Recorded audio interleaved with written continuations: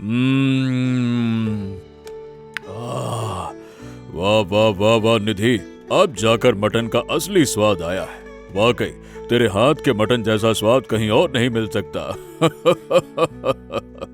निधि, हमने फैसला किया है कि हम बाहर डिनर पर नहीं जा रहे हैं। बस आज हमारे लिए ढेर सारा मटका मटन बना लो, यही हमारा सबसे बड़ा गिफ्ट होगा। आप ये कैसी बातें कर रही हो? बाहर जाना ज्यादा अच्छा रहेगा ना? कभी कभी तो जन्मदिन और एनिवर्सरी पर हमें बाहर जाने को मिलता है, और उस दिन भी हम घर पर रहें। निधि अब रोज रोज मटका मटन बना बनाकर बुरी तरह परेशान हो चुकी थी। सुबह से शाम तक वो बस रसोई में मिट्टी के मटकों और मसालों के बीच ही घिरी रहती। आज तो मैं इन लोगों को ऐसा मटका मटन बनाकर खिलाऊंगी कि दोबारा से ये कभी मटका मटन नहीं मांगेंगे, और उसके बाद अपने आप ही मुझे छुटकारा मिल जाएगा।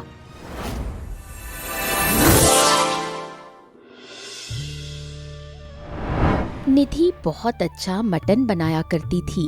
एक दिन जब उसकी माँ ने सब लोगों के लिए मटन बनाया तो निधि उसे चखते हुए अपनी माँ से कहती है, मम्मी, इस मटन में तो बिल्कुल भी स्वाद नहीं आ रहा है।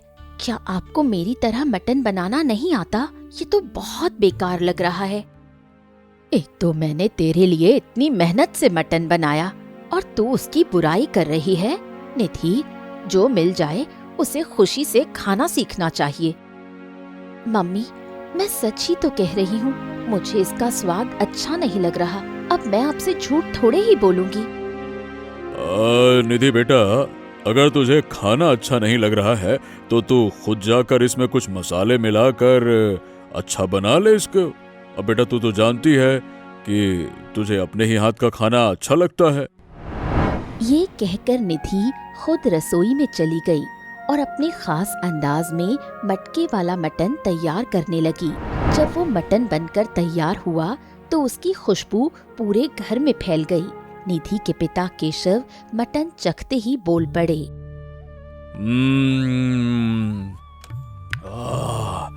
वाह वाह वाह वाह निधि, अब जाकर मटन का असली स्वाद आया है। वाकई तेरे हाथ के मटन जैसा स्वाद कहीं और नहीं मिल सकता। बहुत बढ़िया, बहुत बढ़िया। ये तो कुछ नहीं है पापा। अगर मैंने मटका मटन बनाया होता तब तो आप मेरी और ज्यादा तारीफ कर रहे होते। ये तो फिर भी कम अच्छा है। कुछ समय बाद निधि के लिए एक अच्छा रिश्ता आया। जब लड़के वाले घर आते हैं तो केशव और सलोनी गर्व से उन्हें बताते हैं कि उनकी बेटी न केवल गुणी है बल्कि मटके वाला मटन भी बहुत लाजवाब बनाती है। ये तो बहुत अच्छी बात है जी कि मेरी होने वाली देवरानी को बहुत अच्छा मटका मटन बनाना आता है। वैसे भी हमारे घर वालों को मटन खाने का बहुत शौक है। हाँ, तभी तो आए हैं हम। बहुत सुना है छोटी बहू के हाथ के मटका मटन के बारे में, तो सोचा खाते हुए जाते हैं। बस फिर क्या बात है, अगर घर वालों के स्वाद मिल जाए फिर तो सारी चीजें जल्दी जल्दी हो जाती हैं। लड़के वालों को निधि और उसकी सादगी पसंद आ जाती है और रिश्ता पक्का हो जाता है। जल्द ही निधि की शादी हो जाती है और वो अपने ससुराल आ जाती है। आज निधि की रसोई की पहली रस्म है और वो खुद से कहती है, आज मुझे सब लोगों को खुद को साबित करके दिखाना होगा कि मैं बहुत अच्छा मटका मटन बनाती हूँ। जरा रसोई में जाकर देखती हूँ कि क्या रखा है। शादी के अगले दिन पहली रसोई की रस्म के समय निधि मटन बनाना चाहती है, लेकिन रसोई में मटन बनाने का जरूरी सामान और मटका उपलब्ध नहीं होता। अरे ये क्या? मुझे लगा था कि सबको पता है कि मुझे मटका मटन बनाना अच्छे से आता है, इसलिए रसोई में उसी का सामान रखा होगा, लेकिन यहाँ पर तो कुछ ऐसा है ही नहीं। कोई बात नहीं। ऐसे में निधि परेशान नहीं होती और जो भी सामान घर में मौजूद था उसी से कुछ अच्छा बना देती है ताकि सबका दिल जीत सके।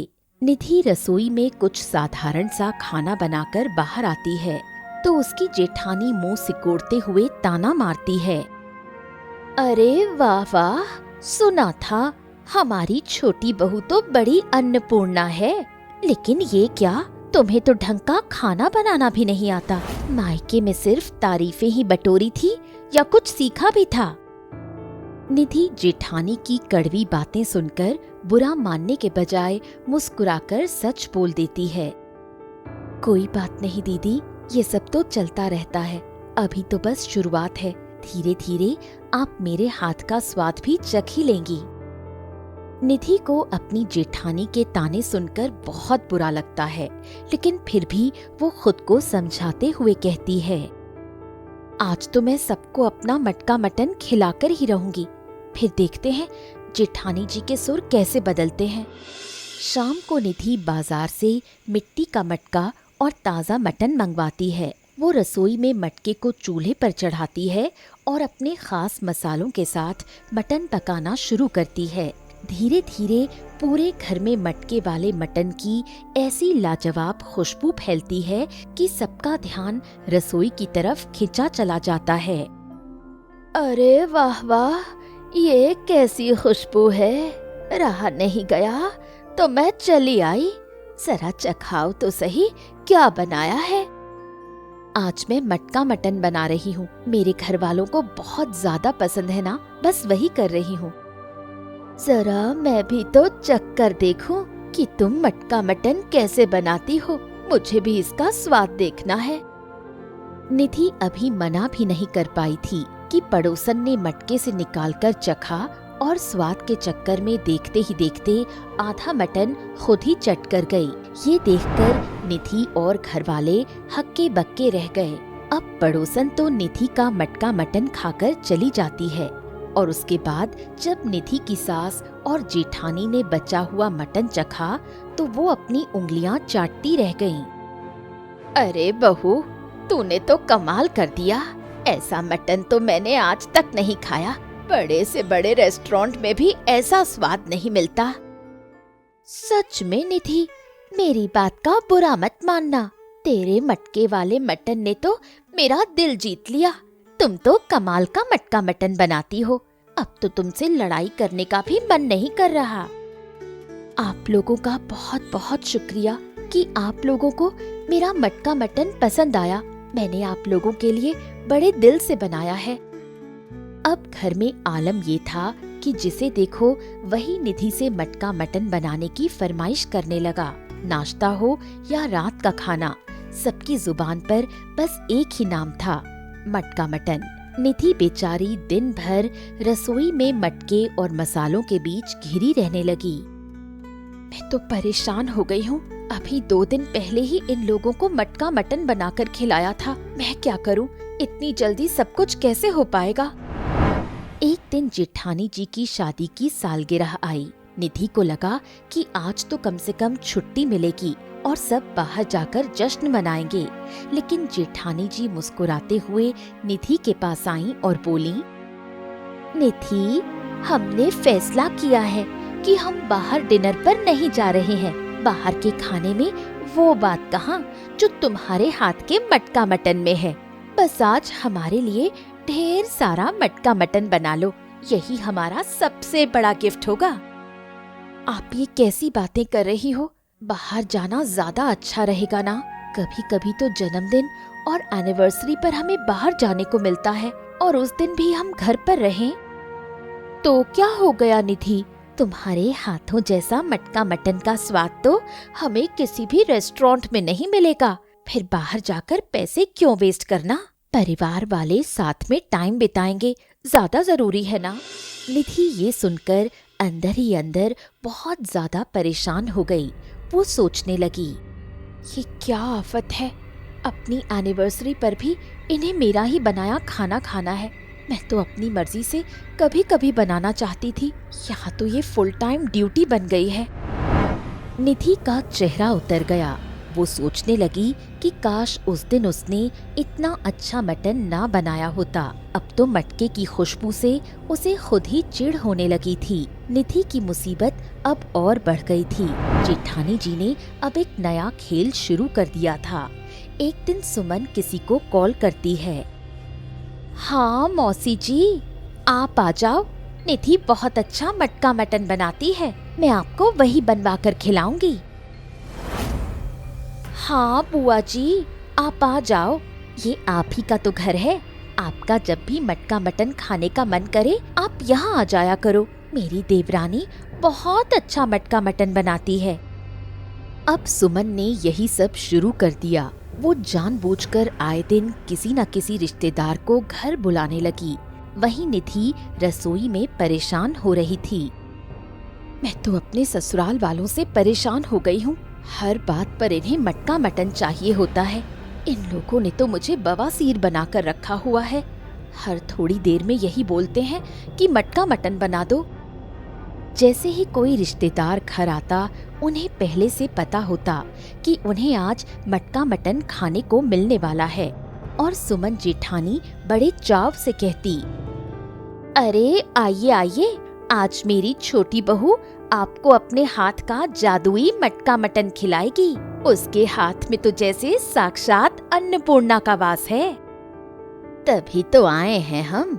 बहुत सुना है छोटी बहू के हाथ के मटका मटन के बारे में, तो सोचा खाते हुए जाते हैं।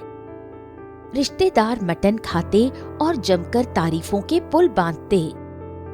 वाह वाह निधि बेटा, वाह निधि बेटा, सच में ऐसी खुशबू और ऐसा स्वाद तो बड़े बड़े होटलों में भी नहीं मिलता। धन्य है वो घर जहाँ ऐसी बहू आई है। लेकिन पर्दे के पीछे की कहानी कुछ और ही थी। निधि अब रोज रोज मटका मटन बना बनाकर बुरी तरह परेशान हो चुकी थी। सुबह से शाम तक वो बस रसोई में मिट्टी के मटकों और मसालों के बीच ही घिरी रहती। गर्मी और धुएं के बीच खड़े रहकर उसकी हालत खराब होने लगी। बस अब मैं और मटका मटन नहीं बना सकती। पहले मुझे मटका मटन अच्छा लगता था, लेकिन अब वो बहुत बुरा लगने लगा है। कोई भी इतना मटका मटन कैसे खा सकता है? किसी चीज की हद होती है। निधि ये बोल रही थी कि तभी रसोई में उसकी सास सारिका आती है और कहती है, बहू तू अभी तक खड़ी है, जल्दी से मटका मटन चढ़ा दे। आज मेरा भाई आया है अपने लड़के के साथ तेरे हाथों का मटका मटन खाने के लिए। निधि बेचारी अब अपनी सास के आगे क्या बोल पाती। वो फिर से मटका मटन बनाने लगी और उसके साथ रसोई में चली गई। जिसके बाद निधि ने कहा, ऐसा लगता है कि दुनिया में कुछ और खाने के लिए बचा ही नहीं है। ये लोग जब देखो मटका मटन ही खाते रहते हैं।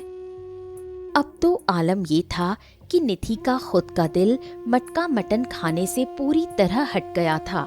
उसे मटन की खुशबू से भी अब चिढ़ होने लगी थी।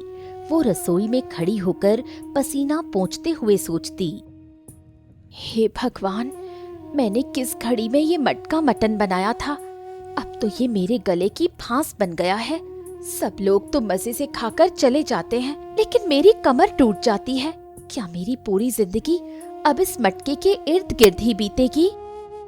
निधि अपनी जेठानी की चालाकी भी समझ रही थी कि वो मेहमानों के सामने अपनी वाहवाही लूटने के लिए उसे चक्की की तरह पीस रही है। निधि बहुत ज्यादा परेशान थी। आज तो मैं इन लोगों को ऐसा मटका मटन बनाकर खिलाऊंगी कि दोबारा से ये कभी मटका मटन नहीं मांगेंगे और उसके बाद अपने आप ही मुझे छुटकारा मिल जाएगा। उसने जानबूझकर मटका मटन बहुत बुरा बनाया। उसने उसमें नमक और मिर्च इतनी ज्यादा डाल दी कि उसे खाना नामुमकिन हो गया। जैसे ही घर वालों और मेहमानों ने पहला निवाला लिया, सबके चेहरे बिगड़ गए। बहू, ये कैसा मटका मटन बनाया है तूने? इसमें तो बहुत ज्यादा मिर्ची है और ये मटन तो ठीक से पका भी नहीं है। ये क्या है देवरानी जी? हमने तो सोचा था कि आप हमेशा अच्छा मटका मटन बनाएंगी, लेकिन इसे खाने से तो मटका मटन को खाने का मन ही नहीं रहा। आपसे ये उम्मीद नहीं थी। आज तो मैं भूखी ही सो जाऊंगी। पूरे घर वालों ने खाना छोड़ दिया। जेठानी और सास ने भी उसे हैरानी से देखा। ये सब देखकर निधि को बहुत बुरा लगा।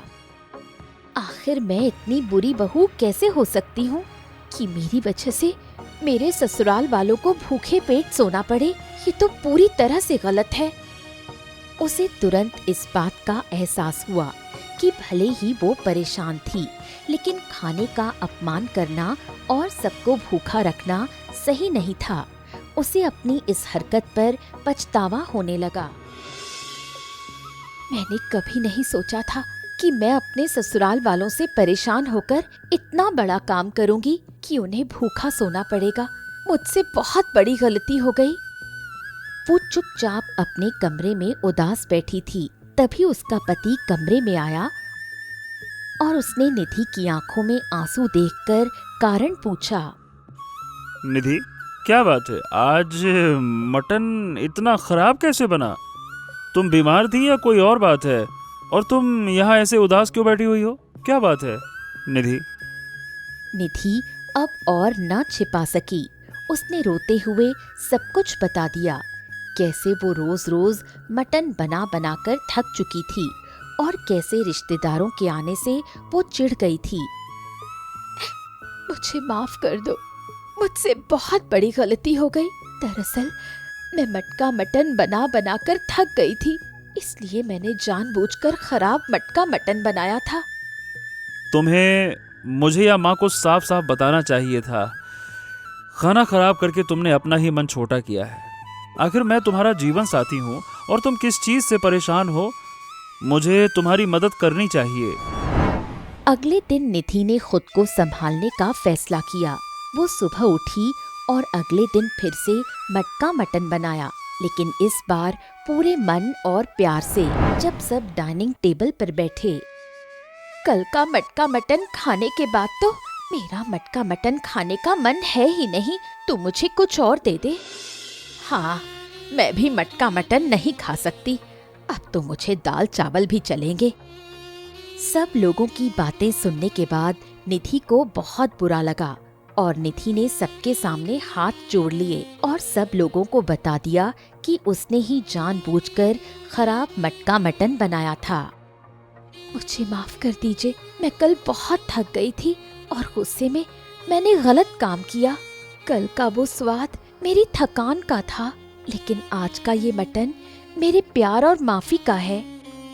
ऐसी बात थी तो तू हमें बता सकती थी, हम भी तो तेरी मदद कर सकते थे। हमने जानबूझकर तुझसे घर का काम करवाना बंद कर दिया था ताकि तू सिर्फ अपना ध्यान मटका मटन बनाने में लगा सके। लेकिन ये गलती हमारी भी है, हमें किसी को इतना ज्यादा प्रेशराइज नहीं करना चाहिए था। निधि की ईमानदारी देखकर घर वाले दंग रह गए। जेठानी को भी अपनी गलती का एहसास हुआ कि उसने निधि पर कितना दबाव डाला था। सबने मिलकर हंसते हुए फिर से मटका मटन बनाने का आनंद लिया।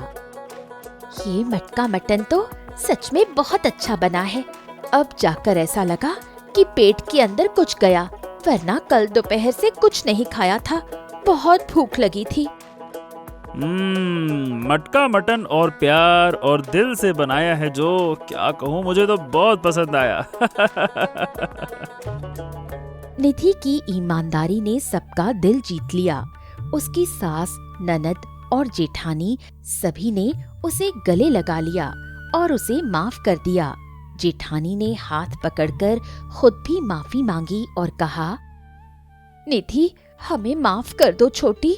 हमने अपनी वाहवाही के चक्कर में ये ध्यान ही नहीं दिया कि तुम कितनी थक जाती हो। हमें तुम्हें इस तरह बार बार मटका मटन बनाने के लिए मजबूर नहीं करना चाहिए था। कोई बात नहीं, आप मुझसे बड़ी हैं और आप मुझसे हक से कुछ भी मांग सकती हैं। मेरी गलती है।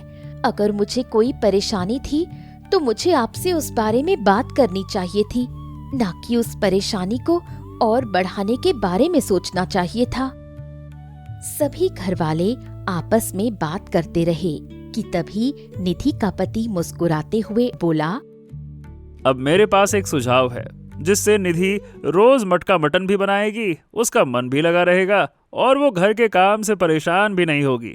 और उम्मीद करता हूँ कि ये सबको पसंद आएगा, बहुत पसंद आएगा। ऐसा कौन सा तरीका है? ये तो बहुत अच्छी बात है जिससे निधि को भी आराम मिले और इसे किसी भी तरह की कोई परेशानी ना हो। हम निधि के मटका मटन की एक मटन स्टॉल खुलवा देंगे, जिससे कि किसी को मटका मटन खाना होगा वो वहां जाकर खा सकता है। क्यों?